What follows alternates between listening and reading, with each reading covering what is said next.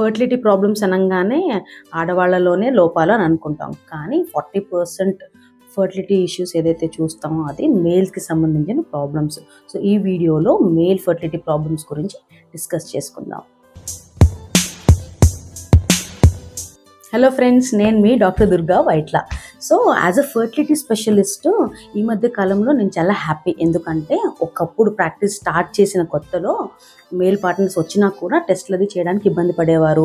అలాగే కొన్నిసార్లు అసలు ఓన్లీ ఫీమేల్ పార్ట్నర్ అత్తగారితోనో అమ్మతోనో క్లినిక్కి వచ్చేవారు. సో ఈ మధ్య కాలంలో మేల్ పార్ట్నర్ యాక్సెప్టెన్స్ పెరిగింది, టెస్టులు చేయించుకుంటున్నారు, ఏదైనా ప్రాబ్లం ఉంటే ట్రీట్మెంట్ కూడా చేయించుకుంటున్నారు.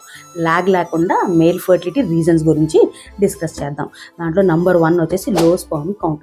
నార్మల్ స్పర్మ్ కౌంట్ వచ్చేసి 15 to 16 మిలియన్ పర్ ఎంఎల్ ఉండాలి. ఎప్పుడైతే స్పర్మ్ కౌంట్ తగ్గుతుందో అప్పుడు నంబర్ ఆఫ్ స్పర్మ్స్ ఏదైతే ఎగ్ వరకు చేరుకుంటాయో అది తగ్గిపోతాయి. దానివల్ల ఫర్టిలైజేషన్ తగ్గిపోయే అవకాశాలు ఉంటాయి. సో ఏ రీజన్స్లో తగ్గుతాయి? ఒకటి హార్మోనల్ అబ్నార్మాలిటీ, వరి బీజం ఉన్న, ఇన్ఫెక్షన్ ఉన్న, స్ట్రెస్ ఉన్న, స్మోకింగ్, ఆల్కహాల్ ఇలాంటి రీజన్స్ వల్ల కూడా స్పర్మ్ కౌంట్ తగ్గే అవకాశాలు ఉంటుంది. నెక్స్ట్ వచ్చేసి మోటిలిటీ అంటే కదలిక. నార్మల్గా ప్రోగ్రెసివ్ మోటిలిటీ అంటే ముందుకు వెళ్ళే స్పర్మ్స్ ఏదైతే ఉంటాయో దాని పర్సంటేజ్ 32% ఉండాలి. ఎప్పుడైతే ఈ మోటిలిటీ తగ్గుతాయో, వీక్ స్పర్మ్స్ ఉంటాయో, అలాగే ఎగ్ని ఫర్టిలైజ్ చేసే కెపాసిటీ తగ్గిపోతాయి అన్నమాట. దాంట్లో కూడా ప్రెగ్నెన్సీ వచ్చేదానికి ఇబ్బంది అయ్యే ఛాన్సెస్ ఉంటుంది. నెక్స్ట్ వచ్చేసి sperm morphology. Normal sperm morphology వచ్చేసి 4%. అంటే హెడ్, నెక్, టేల్ ఇవన్నీ చూసి నార్మల్ షేప్స్ బాగున్నాయా లేదా చెక్ చేస్తారు. సో అది కనుక లేకపోతే ఫర్టిలైజేషన్ ఛాన్సెస్ తగ్గిపోతాయి. అలాగే మిస్క్యారేజ్ అయ్యే ఛాన్సెస్ కూడా ఎక్కువ ఉంటాయి. నెక్స్ట్ వచ్చేసి అజూస్పర్మియా. అంటే వీర్యంలో స్పర్మ్స్ లేకపోతే దాన్ని మనం అజూస్పర్మియా అంటాం. దాంట్లో 2 రకాలు ఉంటాయి, ఆబ్స్ట్రక్టివ్ అండ్ నాన్ ఆబ్స్ట్రక్టివ్. ఆబ్స్ట్రక్టివ్లో ఏంటంటే స్పర్మ్ ఉత్పత్తి అనేది కరెక్ట్గా ఉంటుంది, బట్ అవుట్ఫ్లో ట్రాక్లో ఆబ్స్ట్రక్షన్ ఉండడం వల్ల వీర్యంలోకి కణాలు రావు.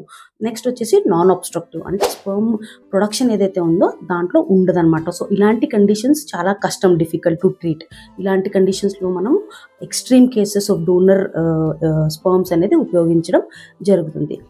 నెక్స్ట్ వచ్చేసి life style factors like smoking, alcohol, లేట్గా స్లీప్కి వెళ్ళడము, environmental pollution, usage of plastics, ఇవన్నీ కూడా ఎంతో కొంత మేల్ స్పర్మ్స్ మీద ప్రభావం కూడా ఉంటుంది. అది కాకుండా medical conditions like diabetes, high pressure ఇలాంటివి కూడా మేల్ పారామీటర్స్ని తగ్గించే ఛాన్సెస్ ఉంటుంది. నెక్స్ట్ వచ్చేసి హార్మోనల్ ఇంబ్యాలెన్స్. కొంతమందిలో హైపోగొనాడోట్రోపిక్ హైపోగొనాడిజం, అది హార్మోనల్ అబ్నార్మాలిటీ, కొన్ని జెనెటిక్ కండిషన్స్ వల్ల కూడా వీర్యకణాలు సెంట్రల్ నుంచే ప్రొడక్షన్ అనేది తగ్గిపోతాయి. సో ఇవన్నీ బేసిక్ రీజన్స్ అనమాట మేల్ ఫర్టిలిటీకి సంబంధించిన కారణాలు. సో మీరు బేసిక్ సీమెన్ అనాలిసిస్ చేయించుకుంటే ఫస్ట్ బేసిక్ పారామీటర్స్ నార్మల్ ఉన్నాయా లేదా తెలుస్తాయి. ఏదైనా అబ్నార్మాలిటీ ఉంటే అప్పుడు అడ్వాన్స్ టెస్టులు చేయించుకుని ఆ ప్రకారంగా ట్రీట్మెంట్ తీసుకోవచ్చు.